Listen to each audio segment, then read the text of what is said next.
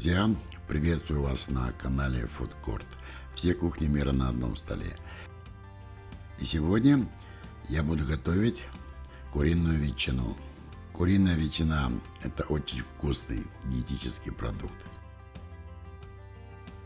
Если вы сейчас смотрите это видео без подписки на моем канале, обязательно подпишитесь, поставьте лайк и поделитесь этим рецептом в своих социальных сетях.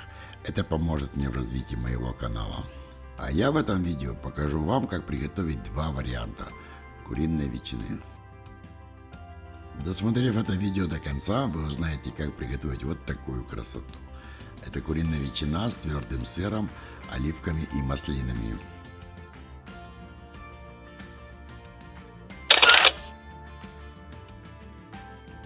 Итак, начинаем, друзья.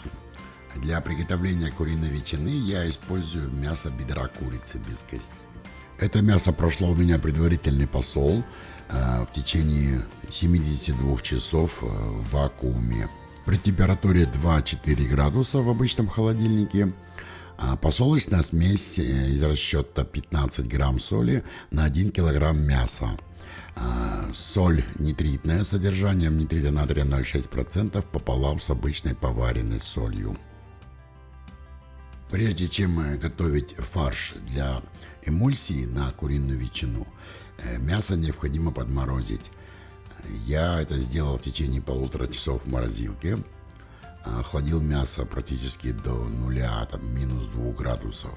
Это крайне важный принцип при работе по составлению любого мясного фарша для колбасных изделий. Температура фарша при переработке не должна превышать 2-4 градуса. Да, максимальный порог это 8 градусов, поскольку в последующей тепловой обработке при нарушении температурных режимов можно получить бульонный отек. Поэтому я рекомендую вам работать с мясом максимально охлажденным. Сейчас приступаем к переработке мяса на фарш. Первый раз я прокручиваю подмороженное мясо на мясорубке с решеткой 5 мм.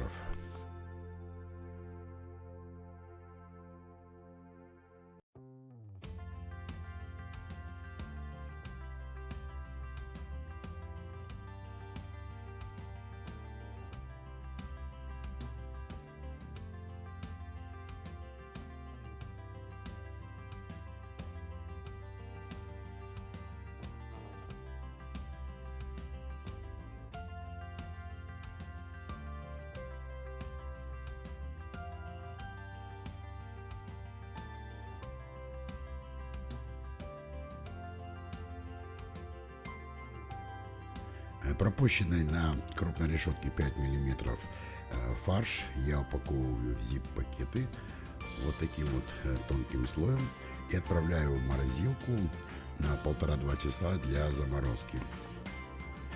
Фарш необходимо мне подморозить для того, чтобы пропустить его еще раз через более мелкую решетку мясорубки.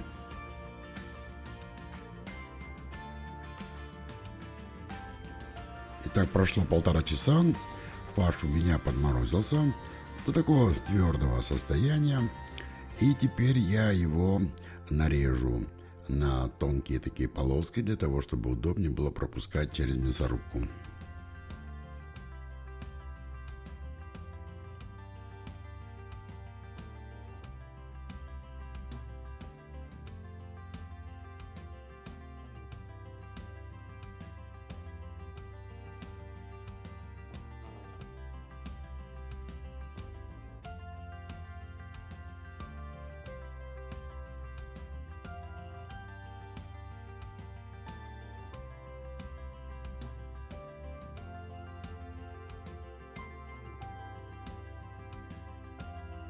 И вот теперь я пропускаю фарш подмороженный через мясорубку с решеткой 3 мм.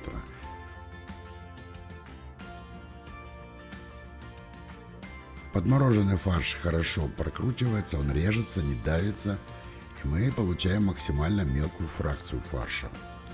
Это потом нам позволит приготовить эмульсию для нашей ветчины.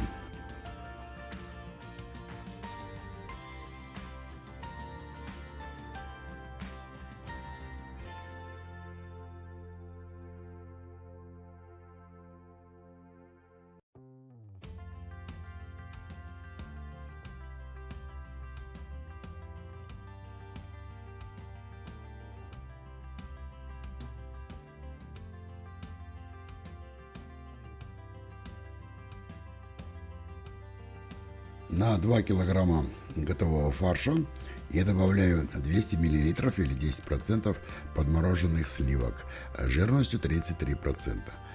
Сливки я максимально подморозил для низкой температуры, для того, чтобы не допустить перегрева фарша при вымешивании.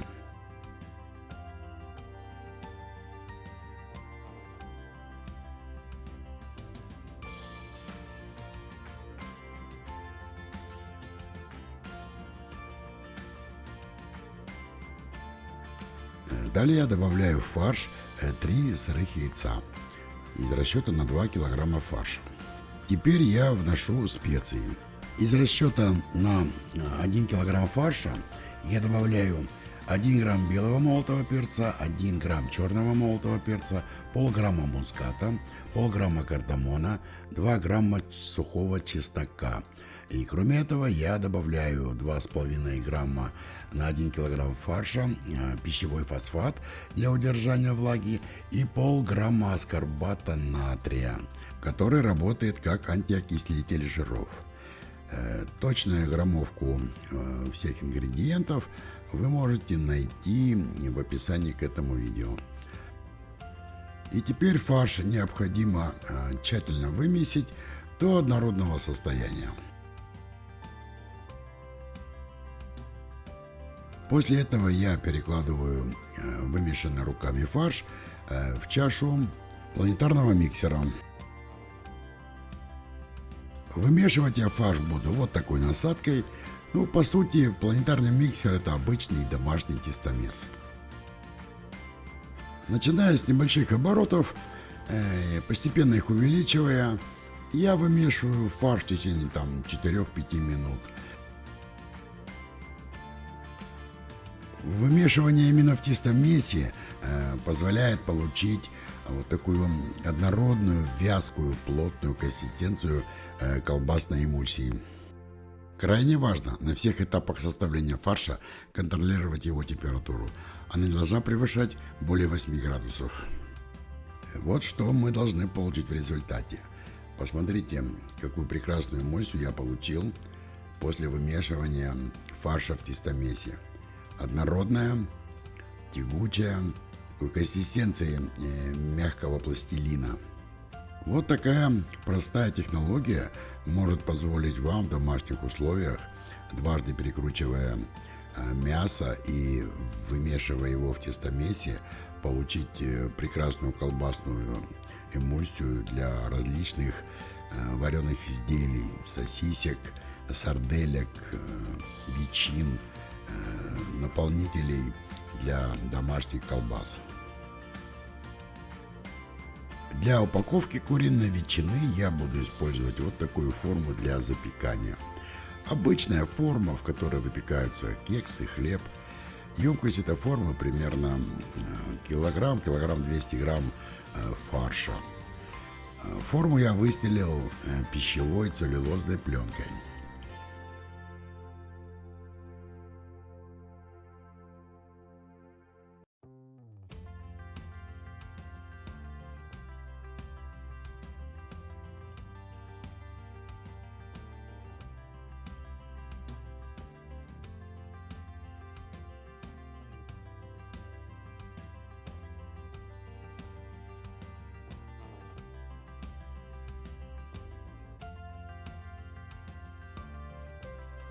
Эмульсию в форму необходимо укладывать плотно, стараясь не оставлять там воздух, утрамбовывать лопаткой и заполняю форму максимально под самый верхний уровень.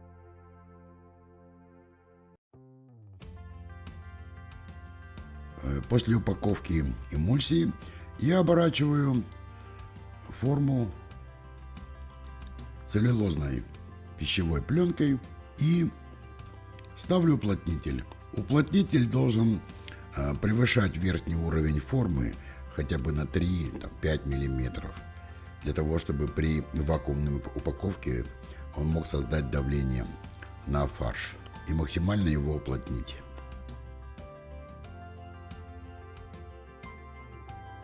У меня осталось еще примерно килограмм эмульсии, и теперь я сделаю второй вариант куриной ветчины. В качестве наполнителя я буду использовать твердый сыр подмороженный, который нарезал кубиками, и я нарезал по 50 грамм черные маслины и зеленые оливки. Я думаю, что эти ингредиенты создадут очень красивый рисунок, и в результате мы получим очень вкусный продукт. Все эти наполнители я тщательно вымешиваю, равномерно распределяя в эмульсии. И сейчас буду формировать второе изделие. Для упаковки я взял аналогичную формочку для запекания, чуть меньшего размера. Где-то в нее ходит до килограмма фарша. Также я ее выстелил целлюлозной пищевой пленкой и плотненько упаковываю эмульсию вместе с наполнителем. Ну а дальше я упаковываю это изделие аналогичным образом, так же как я упаковал и куриную ветчину.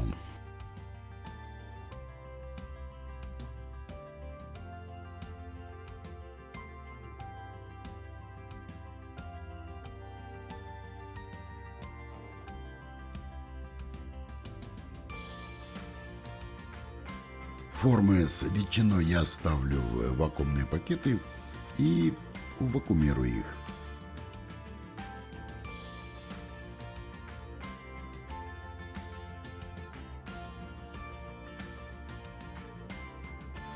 Вакуум очень плотно и хорошо сжимает упаковку.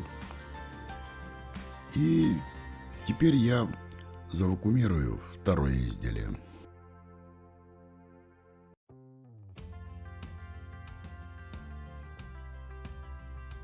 Вакуум отлично спрессовывает фарш, что позволит мне использовать тепловую обработку и получить высокое качество изделия.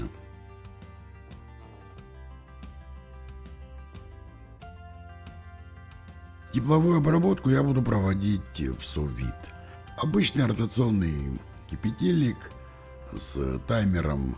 Я выставляю температуру 64 градуса, это температура готовности курицы, и ставлю 4 часа. Сous-вид отработает, отключится, и я получу готовый продукт. Если у вас нет такого устройства, как сous-вид, вы можете провести тепловую обработку в воде, нагрев воду в обычной кастрюле до 80 градусов. За 4 часа вы приготовите прекрасный продукт. Для того, чтобы формы не всплывали в ванной с сous-вид, я установил вот такой груз. Ну вот, в общем-то, и все. После завершения тепловой обработки я поставлю формочки с ветчиной в ледяную воду на 20-30 минут, для того, чтобы остановить тепловую обработку. И на 12 часов на ночь поставлю в холодильник. И будем пробовать. И вот самый приятный процесс. Прошло 12 часов, я распаковал формочку, достал оттуда ветчину. И вот, пожалуйста, давайте посмотрим, что получилось в результате. Консистенция плотная, упругая. После стабилизации в холодильнике изделие набрало вкус.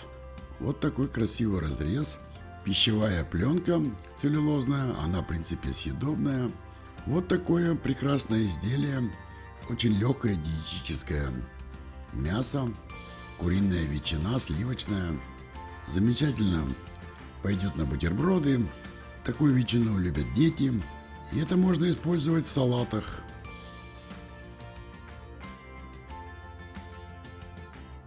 Друзья, если вы смотрите это видео без подписки, обязательно подпишитесь, поставьте лайк и поделитесь этим рецептом в социальных сетях.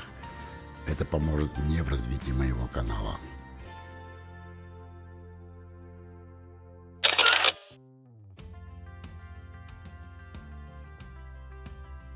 Конечно, вы спросите, да, достаточно большой объем, да, там, кило 200 грамм ветчины, то есть куда ее сразу. Вот таким образом я ее упаковываю в вакуум, да, там оставлю 200 грамм в холодильнике для того, чтобы ее употреблять. Минимум 7 дней она может храниться в вакууме, просто в холодильнике, там при температуре до 6 градусов. Ну и, конечно же, в вакууме ее можно просто заморозить в морозилке. Ну а сейчас, конечно же, я попробую разрезать куриную ветчину с твердым сыром, оливками и маслинами. Смотрите, какая красота получилась. Прекрасный рисунок. Сыр не расплавился в результате тепловой обработки. Получился настоящий деликатес. Это реально вкусно. Вот такую прекрасную ветчину можно приготовить дома своими руками. Друзья, если вам понравился этот рецепт, подписывайтесь на мой канал. Поделитесь этим видео в социальных сетях. Поставьте лайк. Напишите несколько слов в комментариях. Рад буду общению с вами. Оставайтесь со мной на канале Food Court. Все кухни мира на одном столе. Будет много вкусного и интересного.